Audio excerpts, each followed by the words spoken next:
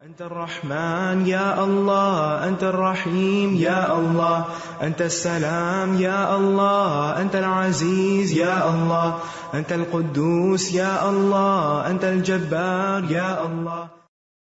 ولله الأسماء الحسنى فادعوه بها. نحمده ونصلي على رسوله الكريم، أما بعد، فأعوذ بالله من الشيطان الرجيم. بسم الله الرحمن الرحيم. رب اشرح لي صدري ويسر لي أمري واحلل عقدة من لساني يفقهوا قولي. ناظرین، پروگرام اللہ کے خوبصورت نام کے ساتھ آپ کی خدمت میں حاضر ہیں. آج ہم انشاءاللہ اللہ سبحانہ وتعالی کے نام الجواد پر بات کریں گے. الجواد نہایت سخی، اپنے بندوں کو بہت زیادہ نوازنے والا، اپنی تمام مخلوقات پر اپنا فضل فرمانے والا. اللہ سبحانہ وتعالی ایسی سخاوت کرنے والا ہے کہ جس کی سخاوت کے بعد اس کے عطیات اور اس کے خزانوں میں کسی قسم کی کوئی کمی واقع نہیں ہوتی. وہ جس کو جو چاہے عطا کر سکتا ہے اور جس سے جو چاہے روک سکتا ہے. تو آئیے دیکھتے ہیں کہ قرآن و سنت سے ہمیں اللہ سبحانہ وتعالی کی سخاوت کے بارے میں کیا باتیں پتہ چلتی ہیں. سب سے پہلی بات تو یہ ہے کہ اللہ سبحانہ وتعالی سخاوت کو پسند کرتے ہیں، اور جب سے زمین و آسمان قائم ہوئے ہیں اللہ سبحانہ وتعالی خرچ کرتے چلے جا رہے ہیں، دن رات خرچ کرتے ہیں، اور اتنا خرچ کرنے کے باوجود اس کے خزانوں میں کسی قسم کی کوئی کمی واقع نہیں ہوتی. اس کے برعکس مخلوق میں سے اگر کوئی خرچ کرتا ہے تو خرچ کرنے سے اس کے بظاہر مال میں یا جو بھی چیز وہ خرچ کر رہا ہوتا ہے اس میں کمی آنے لگتی ہے. یہی وجہ ہے کہ مخلوق پھر تنگ دلی کا شکار ہو جاتی. بہت کچھ دینے کے باوجود بھی ایک دن ایسا آتا ہے کہ انسان کہتا ہے کہ اب نہیں دوں گا یا نہیں دینا چاہتا، لیکن اللہ سبحانہ وتعالی دن رات خرچ کرتا ہی چلا جا رہا ہے اور کبھی خرچ کرنے سے گھبراتا نہیں ہے. رسول اللہ صلی اللہ علیہ وسلم نے فرمایا، اللہ کا ہاتھ بھرا ہوا ہے، اسے رات دن کی بخشش بھی کم نہیں کرتی. آپ نے فرمایا، کیا تمہیں معلوم ہے کہ جب سے اس نے آسمان اور زمین پیدا کیے ہیں اس نے جتنا بھی خرچ کیا ہے اس نے اس میں کوئی کمی پیدا نہیں کی جو اس کے ہاتھ میں ہے. اور فرمایا کہ اس کا عرش پانی پر ہے اور اس کے دوسرے ہاتھ میں ترازو ہے جسے وہ جھکاتا اور بلند کرتا رہتا ہے. ایک اور روایت سے بھی ہمیں یہ پتہ چلتا ہے کہ اگر جن و انس سب کے سب اللہ سبحانہ وتعالیٰ سے وہ سب کچھ مانگے جو وہ چاہتے ہیں تو اللہ تعالیٰ ان سب کو دینے کے بعد بھی اس کے خزانوں میں کچھ بھی کمی واقع نہیں ہوتی. ابو ذر غفاری سے روایت ہے کہ نبی صلی اللہ علیہ وسلم اپنے رب تبارک و تعالیٰ سے روایت کرتے ہیں کہ بے شک اللہ تعالیٰ فرماتے ہیں، اے میرے بندو، اگر تم سب کے سب اولین و آخرین، جن و انس اس آدمی کے دل کی طرح ہو جاؤ جو سب سے زیادہ تقوی والا ہے تو اس سے تم میری سلطنت میں کچھ بھی اضافہ نہیں کر سکتے. اور اگر اے جن و انس اولین و آخرین تم سب کے سب اس آدمی کے دل کی طرح ہو جاؤ جو سب سے زیادہ مکار ہے تو اس سے میری سلطنت میں کسی قسم کی کوئی کمی واقع نہیں ہوگی. اے میرے بندو، اگر تم سب اولین و آخرین جن و انس ایک صاف چٹیل میدان میں کھڑے ہو کر مجھ سے مانگنے لگو اور ہر انسان کو جو بھی وہ مجھ سے کچھ مانگے میں اسے عطا کر دوں تو پھر بھی میرے خزانوں میں کمی نہیں ہوتی مگر جتنی سمندر میں سوئی ڈالنے سے ہوتی ہے، یعنی نہ ہونے کے برابر. اور پھر یہ کہ اللہ سبحانہ وتعالی ہر قسم کی سخاوت کا مالک ہے. جہاں تک انسانوں کی سخاوت کا تعلق ہے تو انسان صرف اسی چیز میں سخی ہو سکتے ہیں جو چیز ان کے اپنے پاس ہو. جو چیز ان کے ہاتھ میں ہی نہیں وہ کسی کو کیا دے سکتے ہیں. مثلا اگر کسی کے پاس مال ہے یا مال کی کوئی ایک مخصوص قسم ہے، مثلا زمین کی پیداوار میں سے کوئی چیز ہے یا تجارت سے کچھ اس نے کمایا ہے، کچھ حاصل کیا ہے، تو وہ اسی میں سے ہی دے سکتا ہے، اپنے محدود ذرائع میں سے یا ریسورسز میں سے دے سکتا ہے. یا کسی کے پاس اگر علم ہے تو وہ صرف علم دے سکتا ہے، وہ مال نہیں دے سکتا کیونکہ مال اس کے پاس ہے ہی نہیں. اسی طرح اگر کسی کے پاس کوئی اور ہنر ہے تو وہ اس میں سے کچھ کسی کو سکھا سکتا ہے، دے سکتا ہے، لیکن اس کے علاوہ باقی کچھ نہیں. تو انسانوں کی بخشش خواہ وہ کتنی بھی زیادہ کیوں نہ ہو، عام طور پر بخشش کے لیے حاتم طائی کی مثال دی جاتی ہے، کچھ اور ایسے فگرز ہیں، لیکن وہ سب بھی ایک مخصوص وقت تک کے لیے دنیا میں آئے، مخصوص چیزیں انہوں نے لوگوں کو دی، اور پھر اس کے بعد ان کی سخاوت سب ختم ہو گئی کیونکہ وہ خود بھی ختم ہو گئے. اللہ سبحانہ وتعالی جس کو فنا نہیں، جو الحی القیوم ہے، جو زندہ ہے، ہمیشہ قائم رہے گا، اس کی سخاوت میں کوئی کمی نہیں آتی، اور وہ ہر طرح کی ہر ضرورت بندوں کی اور باقی مخلوقات کی پوری کرتا چلا جا رہا ہے. تو اس لیے اللہ سبحانہ وتعالی کا یہ نام بے حد خوبصورت نام ہے. اور پھر اس کے ساتھ عام طور پر لفظ الکریم بھی آتا ہے کہ انہ هو الجواد الکریم، کہ وہ عطا بھی کرتا ہے اور دیتا بھی ہے، دے کر بے عزتی نہیں کرتا. عام طور پر جب بندوں کو دیتے ہیں تو اس کے ساتھ بعض اوقات بد اخلاقی بھی برت جاتے ہیں، بعض اوقات احسان جتاتے ہیں، بعض اوقات دے کر دکھ دیتے ہیں، جتاتے ہیں، لیکن اللہ سبحانہ وتعالی ایسا نہیں کرتا. پھر یہ ہے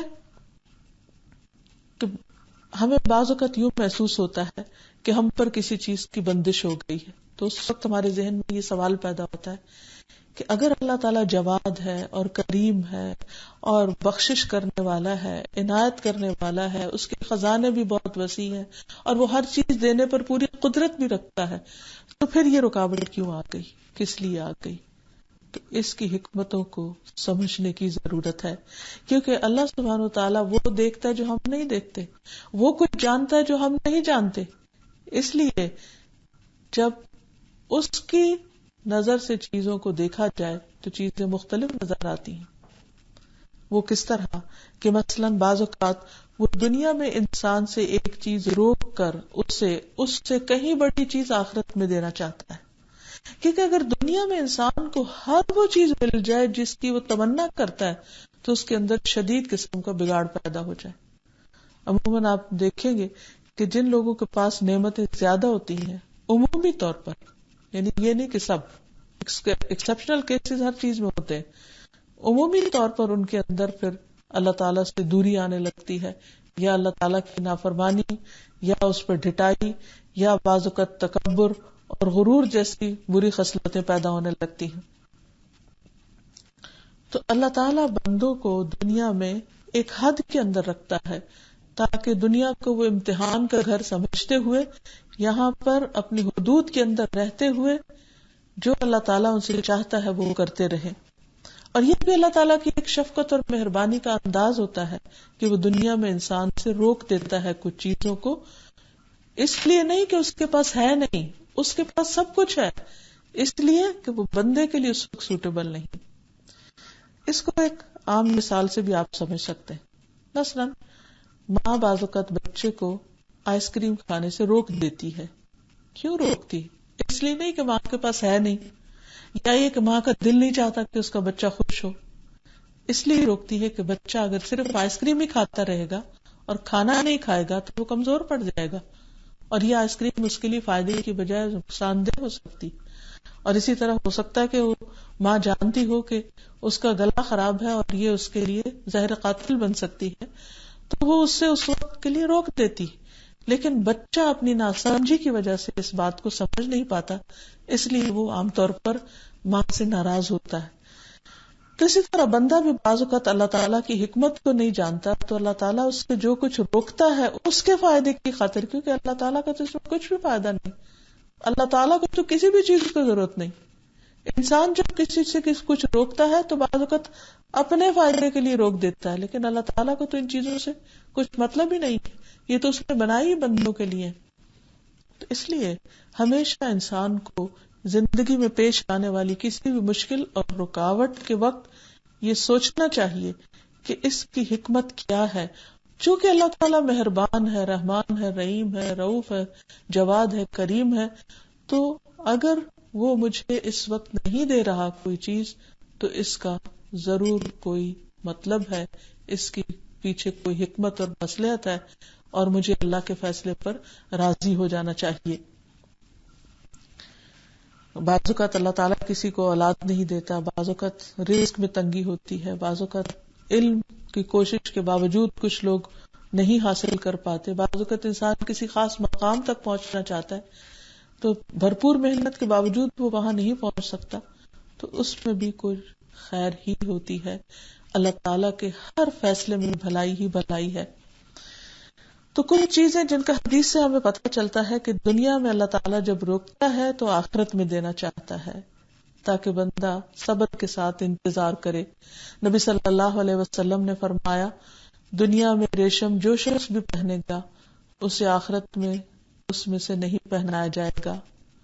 رسول اللہ صلی اللہ علیہ وسلم اپنے گھر والوں کو زیور اور ریشم سے منع کرتے تھے اور فرماتے تھے، اگر تم جنت کا زیور اور اس کا ریشم پہننا پسند کرتے ہو تو پھر اس کو دنیا میں نہ پہنا کرو. خصوصاً مردوں کے لیے ریشم پہننے کی ممانعت کر دی گئی. پھر اسی طرح دنیا میں کھانے پینے کی کچھ چیزیں منع کر دی گئی، جن میں سے شراب. اس کے بارے میں آتا ہے کہ رسول اللہ صلی اللہ علیہ وسلم نے فرمایا، جس نے دنیا میں شراب پی اور پھر اس نے اس سے توبہ نہیں کی تو آخرت میں وہ اس سے محروم رہے گا.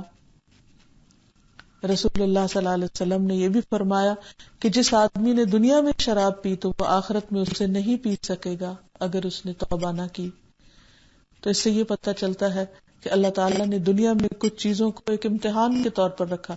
جیسے حضرت آدم کے لیے وہ درخت امتحان بن گیا، حالانکہ ضروری نہیں کہ وہ اصلاً حرام کوئی چیز تھی یا کوئی نجس یا ناپاک چیز تھی کہ جس کی وجہ سے اللہ تعالیٰ نے آدم علیہ السلام کو اس کے پاس جانے سے منع کیا تھا. وہ محض ایک ٹیسٹ تھا. اسی طرح دنیا میں کچھ چیزیں محض انسان کے امتحان کے طور پر اس سے روک دی جاتی ہیں اور پھر دیکھا جاتا ہے کہ اب بندہ کرتا کیا ہے، اس کا ری ایکشن کیا ہے، وہ اللہ تعالیٰ کے فیصلے کو کس دل کے ساتھ قبول کرتا ہے، خوشی کے ساتھ کرتا ہے یا ناخوشی کے ساتھ کرتا ہے. اسی طرح اللہ تعالیٰ دنیا کی زینتوں اور آسائشوں سے روک کر آخرت دینا چاہتا ہے، تو اس لیے بعض اوقات بندے کو دنیا میں کچھ چیزوں سے محروم کر دیتا ہے. حضرت عمر رضی اللہ تعالیٰ عنہ ایک دفعہ حضور صلی اللہ علیہ وسلم کے پاس تشریف لے گئے. دیکھا کہ آپ چٹائی پر سوئے ہوئے ہیں جس کے نشانات آپ کے جسم پر پڑ چکے ہیں. آپ کو دیکھ کر وہ رونے لگے، کہنے لگے کہ دنیا کے بادشاہوں کے پاس تو ریشم اور حریر ہے اور ہر طرح کے باغوں میں وہ رہتے ہیں، اور آپ اللہ کے رسول ہیں اور آپ کا یہ حال ہے. تو اس موقع پر آپ صلی اللہ علیہ وسلم نے فرمایا کہ اے خطاب کے بیٹے، کیا تو اس پر راضی نہیں کہ ہم کو آخرت ملے اور ان کو دنیا؟ میں نے کہا کیوں نہیں. اسی طرح ہم دیکھتے ہیں کہ بعض برتنوں میں کھانے سے منع کیا گیا ہے، سونے چاندی کے. اب ایسا نہیں کہ سونے چاندی کے برتن میں کھانا صحت کے لیے نقصان دہ ہے. ہاں، روحانی صحت کے لیے ضرور نقصان دہ ہو سکتا ہے، کیونکہ جب انسان زیادہ قیمتی برتنوں میں کھاتا ہے تو بعض اوقات اس کے اندر غرور اور تکبر پیدا ہونے لگتا ہے. لیکن اللہ تعالیٰ نے کچھ چیزوں کو، چاہے کچھ لوگ انہیں افورڈ بھی کر سکتے ہوں، اس کے باوجود اس سے روک دیا تاکہ وہ آخرت میں ان کو عطا کرے. رسول اللہ صلی اللہ علیہ وسلم نے فرمایا، ریشم و دیباج نہ پہنو اور نہ سونے چاندی کے برتنوں میں کچھ پیو اور نہ ان کی پلیٹوں میں کچھ کھاؤ، کیونکہ یہ چیزیں ان کے لیے دنیا میں ہیں اور ہمارے لیے آخرت میں ہیں. یعنی دنیا میں اس لیے روکا گیا ہے تاکہ آخرت میں دی جائیں. پھر اسی طرح اگر دنیا میں کوئی سادہ لباس پہنتا ہے تو آخرت میں اس کو ایمان کا حلہ عطا کیا جائے گا.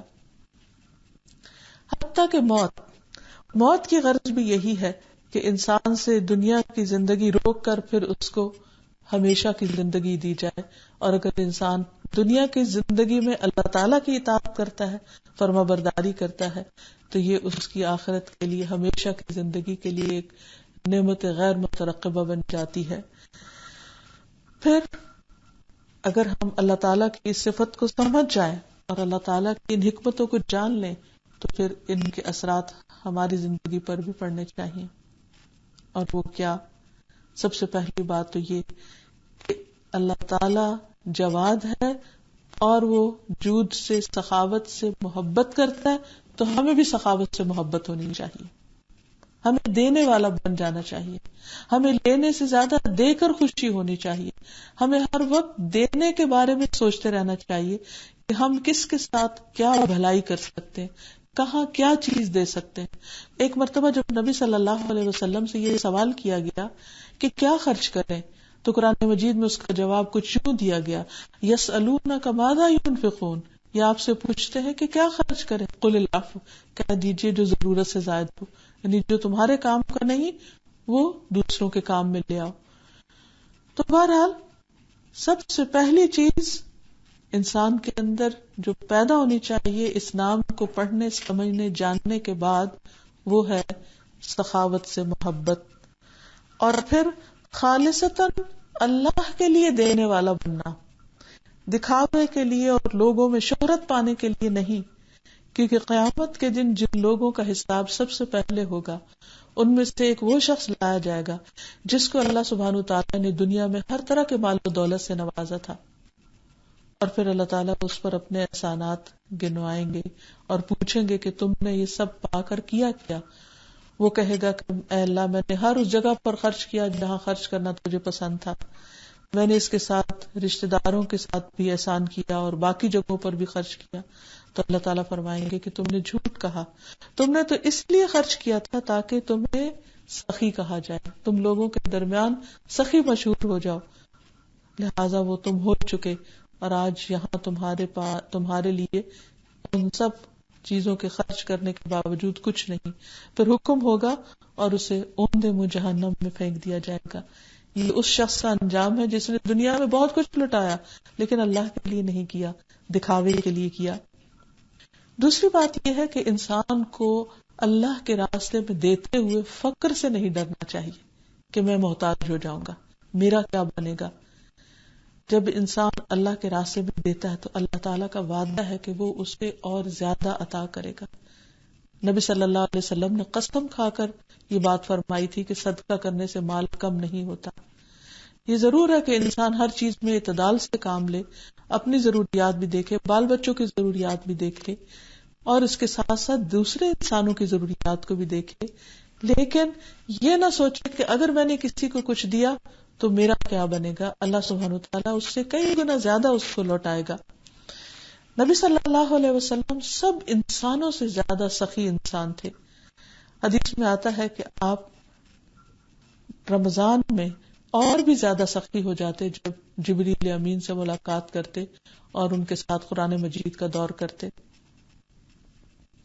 تو اس سے یہ پتہ چلتا ہے کہ نبی صلی اللہ علیہ وسلم بھی جو اللہ کے محبوب بندے تھے ان کو اللہ کے راستے میں دینا بہت پسند تھا. لہٰذا ہمیں بھی اس سے محبت ہونی چاہیے اور ڈرنا نہیں چاہیے. نبی صلی اللہ علیہ وسلم نے فرمایا، بلال خرچ کیا کرو اور عرش والے کی جانب سے مفلسی سے نہ ڈرا کرو. اور پھر یہ ہے کہ مختلف طریقے سے دیتے رہنا چاہیے. ایک طریقہ حضرت اسماء رضی اللہ تعالی عنہا کا ہے، ایک طریقہ حضرت عائشہ رضی اللہ تعالی عنہا کا ہے. حضرت عبداللہ بن زبیر کہتے ہیں کہ میں نے عائشہ اور اسماء رضی اللہ تعالی عنہما سے زیادہ سخی عورتیں کوئی نہیں دیکھی، لیکن دونوں کی سخاوت کا انداز مختلف تھا. عائشہ ذرا ذرا جمع کر کے رکھا کرتی تھی اور پھر ایک دم خرچ کرتی، لیکن حضرت اسماء کچھ بھی بچاتی نہیں تھی، وہ ساتھ کے ساتھ صدقہ کرتی چلی جاتی تھی. پھر اس سے یہ بھی پتہ چلتا ہے کہ مردوں کے علاوہ خواتین بھی اپنے مال میں سے خود خرچ کر سکتی ہیں، اپنے لیے صدقہ خیرات کر سکتی ہیں. اور اگرچہ کمانے کی ذمہ داری اور خاندان پر خرچ کرنے کی ذمہ داری مرد کی ہے، لیکن اگر کوئی خاتون کماتی ہے اور وہ اپنے مال میں سے اپنے گھر والوں پر، اپنے بچوں پر، اپنے شوہر پر خرچ کرتی ہے تو یہ اس کے لیے صدقہ لکھا جاتا ہے. اس سلسلے میں ابن مسعود کی بیوی حضرت زینب کی مثال ہمیں ملتی ہے. ایک دفعہ نبی صلی اللہ علیہ وسلم نے خواتین کو ایک خطبہ دیا جس میں ان سے خاص طور پر صدقہ کرنے کا حکم دیا. تو حضرت ابن مسعود کی اہلیہ جو تھی وہ بھی وہاں موجود تھی. جب وہ گھر پر آئی تو کہنے لگی کہ آج کے بعد میں تم لوگوں کے اوپر خرچ نہیں کروں گی، کیونکہ تم پہ خرچ کرنے سے میں باہر صدقہ نہیں کر سکتی. تو اس پر ابن مسعود نے کہا کہ ایسا فیصلہ کرنے سے پہلے نبی صلی اللہ علیہ وسلم سے ضرور مشورہ کر لینا.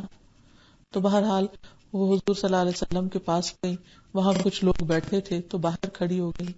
بلال پوچھنے کے لیے آئے رضی اللہ تعالیٰ عنہ، تو کہنے لگی کہ جا کر بتاؤ کہ زینب یہ سوال کرتی ہے کہ میں اپنے شوہر پر اور بچوں پر خرچ کروں یا کسی اور کو دوں، کیا گھر والوں پہ خرچ کرنا میرا صدقہ شمار ہوگا؟ تو حضرت بلال نے جا کر جب نبی صلی اللہ علیہ وسلم کو بتایا تو آپ نے پوچھا کون سی زینب آئی ہیں؟ جب بتایا گیا کہ ابن مسعود کی اہلیہ ہیں تو آپ نے فرمایا کہ ان سے کہہ دو کہ ان کا اپنے شوہر اور بچوں پر خرچ کرنا زیادہ ثواب کی بات ہے. اور یہ حقیقت ہے کہ جب انسان رشتہ داروں کو دیتا ہے تو ایک رشتہ داری کا خیال رکھنے کا اجر اور ثواب ہوتا ہے اور دوسرا صدقہ کرنے کا. بہرحال تو خلاصہ یہ ہے کہ انسان کچھ بھی خرچ کرے لیکن اللہ کے راستے میں خرچ کرتا رہے، کیونکہ الجواد کو الجود بہت پسند ہے، یعنی سخاوت کرنے والے رب کو بندوں کی سخاوت بہت پسند آتی ہے. جب بندے بندوں کے لیے اپنا دل کھلا کرتے ہیں اور ان کی ضروریات پوری کرتے ہیں. یاد رہے کہ سخاوت مختلف طریقوں سے کی جا سکتی ہے. ابن القیم الجوزیہ نے سخاوت کے 10 درجات بیان کیے ہیں، یعنی 10 طریقوں سے انسان مختلف چیزیں دے سکتا ہے. اس میں سب سے اعلیٰ اور بہترین چیز انسان کی اپنی جان ہے جو وہ اللہ کی راہ میں نظر کر سکتا ہے. یعنی زندگی میں اپنے آپ کو پورے کا پورا اللہ کے دین میں داخل کر لینا اور اسی پر موت کا آنا. جیسے قرآن مجید میں آتا ہے یا ایھا الذین آمنوا ادخلوا فی السلم کافۃ، اے لوگو جو ایمان لائے ہو اسلام میں پورے کے پورے داخل ہو جاؤ. یعنی اپنے دل و جان، روح اور اپنی ساری خواہشات اور ہر چیز کے ساتھ اللہ کے تابعدار و فرما بردار بن جاؤ. اور پھر انسان اس طرح مسلمان بن کر رہے کہ اس کی موت بھی اسلام ہی کی حالت میں آئے. جیسے کہ ایک اور جگہ پر آتا ہے یا ایھا الذین آمنوا اتقوا اللہ حق تقاتہ ولا تموتن الا وانتم مسلمون، اے لوگوں جو ایمان لائے ہو اللہ سے ڈرو جیسے حق ہے ڈرنے کا، اور تمہیں موت نہ آئے مگر اس حال میں کہ تم مسلمان ہو. یعنی انسان کی زندگی بھی اللہ کے راستے میں، یعنی اللہ کی اطاعت اور فرما برداری کرتے ہوئے گزرے، اور پھر موت بھی اللہ ہی کی فرما برداری میں آئے، اختتام بھی اس کی رضا میں ہو، اس کی نافرمانی میں نہ ہو، اور پھر اللہ تعالی کی خاطر اپنی جان کی پرواہ نہ کرے. نبی صلی اللہ علیہ وسلم کا طرز عمل اس سلسلے میں ایک رہنما طرز عمل ہے. مدینہ میں حالات مشکل ہو رہے تھے اور ہر طرف سے افواہیں اڑتی تھی اور ایک خوف کا سا عالم تھا. تو ایک دفعہ بہت اونچی ایک آواز سنی گئی تو سب اہل مدینہ ڈر گئے. نبی صلی اللہ علیہ وسلم کے پاس ایک گھوڑا تھا جس پر آپ سوار ہوئے اور تنہا ہی باہر نکل گئے اور جا کر سارے حالات کی خود خبر لے کر آئے. اور آپ صلی اللہ علیہ وسلم نے واپس آ کر فرمایا کہ ہم نے خوف کی کوئی بات نہیں دیکھی، البتہ ہم نے اس گھوڑے کو دریا کی طرف پایا ہے، یعنی بہت بہترین گھوڑا ہے. کہا جاتا ہے کہ یہ حضرت ابو طلحہ کا تھا جو انہوں نے نبی صلی اللہ علیہ وسلم کو دیا تھا. پھر اسی طرح انسان کو موت سے نہیں ڈرنا چاہیے، کیونکہ موت کا ایک وقت مقرر ہے. بعض اوقات انسان موت کے ڈر سے اللہ تعالیٰ کی اطاعت میں پیچھے رہ جاتا ہے. پھر انسان کو نیکی کے کاموں میں خوب آگے بڑھنا چاہیے اور اپنی پوری جان لگا دینی چاہیے، کیونکہ کسی شاعر نے کیا خوب کہا ہے، تو بچا بچا کے نہ رکھ اسے کہ تیرا آئینہ ہے وہ آئینہ، کہ شکستہ ہو تو عزیز تر ہے نگاہ آئینہ ساز میں. کہ انسان اپنی جان کو اور اپنے آپ کو بچا بچا کر نہ رکھے، اس لیے کہ یہ سب کچھ اللہ ہی کا دیا ہوا ہے. اگر اللہ کی اطاعت اور فرما برداری میں اور اللہ کو راضی کرنے میں یہ لگ جائے اور اس میں بار بار انسان ٹوٹے بھی اور بار بار اسے مشکلات کا بھی سامنا کرنا پڑے تو اس سے بھی نہ گھبرائے. پھر اسی طرح یہ ہے کہ دوسری سخاوت بادشاہ کی سخاوت کرنا. بادشاہ کی سخاوت کا مطلب کیا ہے کہ سخی آدمی، یعنی جو انسان سخاوت کرنے والا ہوتا ہے، اپنی سخاوت کر کے اپنی ریاست کو حقیر کر لیتا ہے، اور وہ دوسروں کی ضروریات کو ترجیح دیتا ہے، دوسروں کی درخواستیں پوری کرتا رہتا ہے، دوسروں کی مشکلات کو حل کرتا رہتا ہے، حتیٰ کہ اپنی بھی پرواہ نہیں کرتا. اور اس سلسلے میں ہم دیکھتے ہیں کہ کس طرح یوسف علیہ السلام نے جب مصر میں قحط تھا تو کس طرح اس کی پہلے سے ہی پیش بندی کی اور اپنے آپ کو خود پیش کیا، اور کس طرح اس کی پوری پلاننگ کی. اور جب ان کے بھائی غلہ لینے کے لیے آئے تو غلے کے سارے کام کی نگرانی بھی خود کی، اور ہر طرح سے لوگوں کی مدد کی. اور جب وہ بھائی جانے لگے تو ان کے سامان میں پونجی بھی واپس رکھ دی کہ یہ دوبارہ آئے.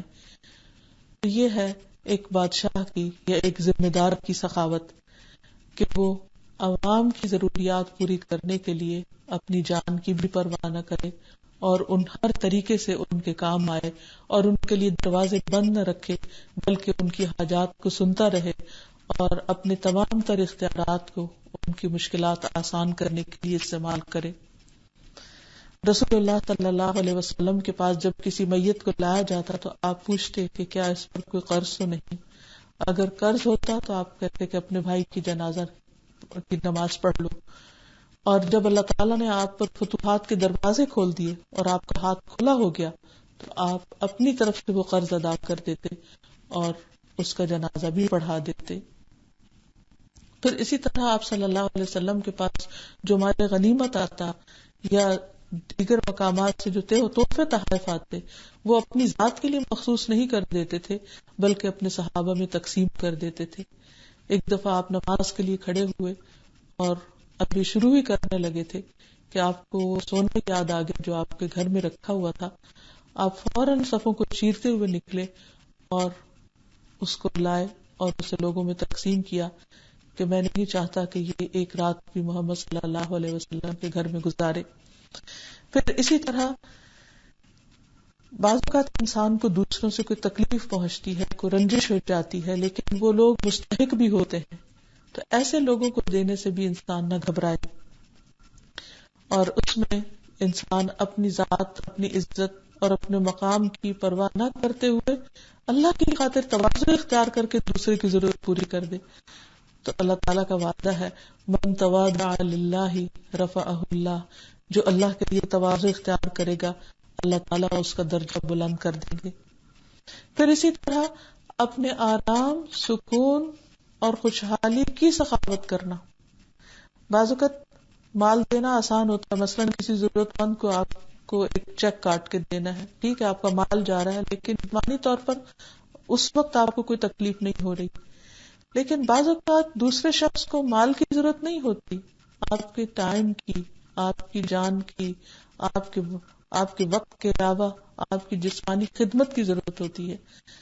مثلاً کوئی شخص بیمار ہے یا کسی تکلیف میں ہے تو اس کے لیے وقت نکالنا، اس کی عیادت کرنا، اس کی ضرورت پوری کر دینا، اپنے آرام کو چھوڑ کر دوسرے کا خیال رکھنا، یہ بھی ایک بہت بڑا صدقہ اور بہت بڑی خدمت ہے. اور بعض اوقات کسی کو آرام پہنچانے کے لیے خود تکلیف اٹھانا اور کسی کی حفاظت کرنے کے لیے خود کو خطرے میں ڈال لینا، کسی کے سکون کی خاطر خود بے سکون ہو جانا، یہ تمام سخاوت کے اعلیٰ درجات ہیں. پھر اسی طرح چوتھی چیز ہے علم کی سخاوت کرنا، ضرورت مند کو علم سکھانا. اور اس میں نبی صلی اللہ علیہ وسلم کی کئی ایک احادیث ملتی ہیں.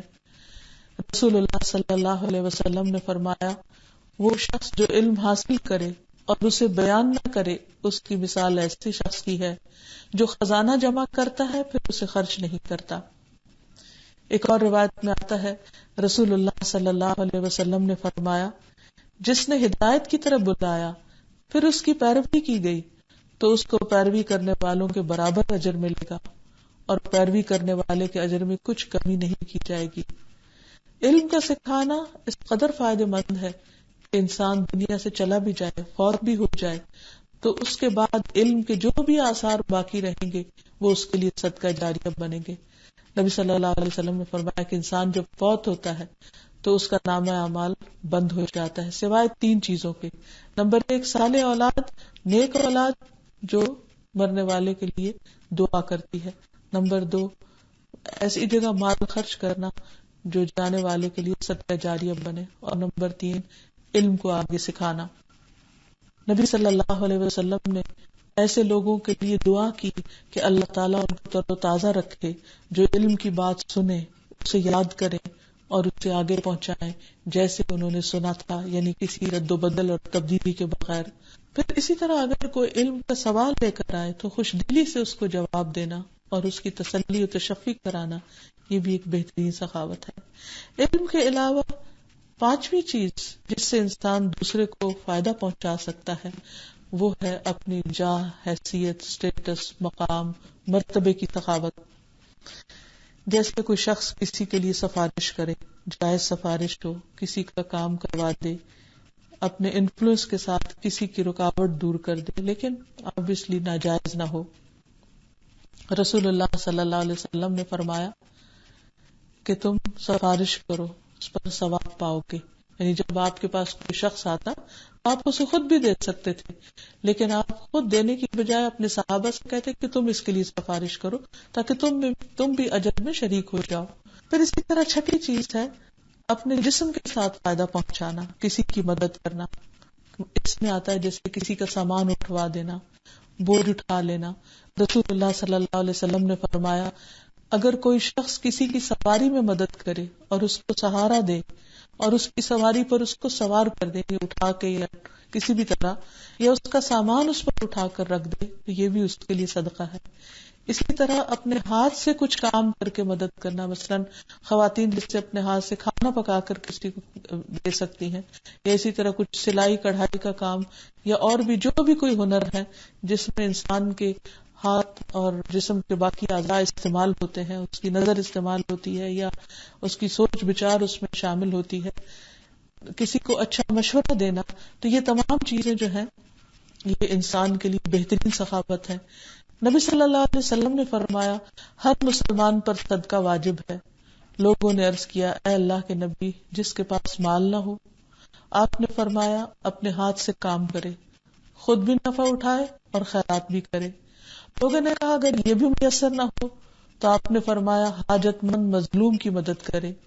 لوگوں نے کہا اگر اس کی طاقت نہ ہو تو آپ نے فرمایا اچھی باتوں پر عمل کرے اور شر سے رکا رہے، یہی اس کے لیے صدقہ ہے. پھر اسی طرح ایک اور طویل حدیث میں آپ صلی اللہ علیہ وسلم نے دوسروں کو ہنر سکھانے کے بارے میں بھی تلقین کی ہے اور یہ بھی اس کے لیے صدقہ بتایا گیا ہے. 7ویں چیز درگزر کے ساتھ سخاوت کرنا، یعنی دوسروں کو معاف کر دینا. یہ بھی سخاوت کا ایک بہت اعلیٰ درجہ ہے. مثلا کوئی شخص آپ کو گالی دیتا ہے یا آپ پر جھوٹا الزام لگاتا ہے یا آپ کو کسی بھی طرح کی اذیت پہنچاتا ہے تو اس کو معاف کر دینا ایک بہت بڑا صدقہ ہے.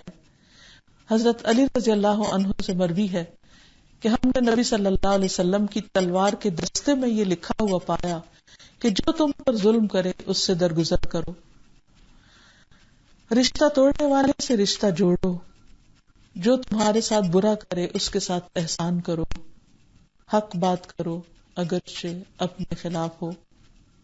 پھر اسی طرح اگر کوئی جھوٹا الزام لگائے تو اس پر انسان صبر کر جائے، درگزر کر جائے.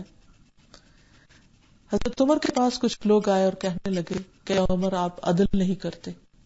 اس پر حضرت عمر کو سخت غصہ آیا.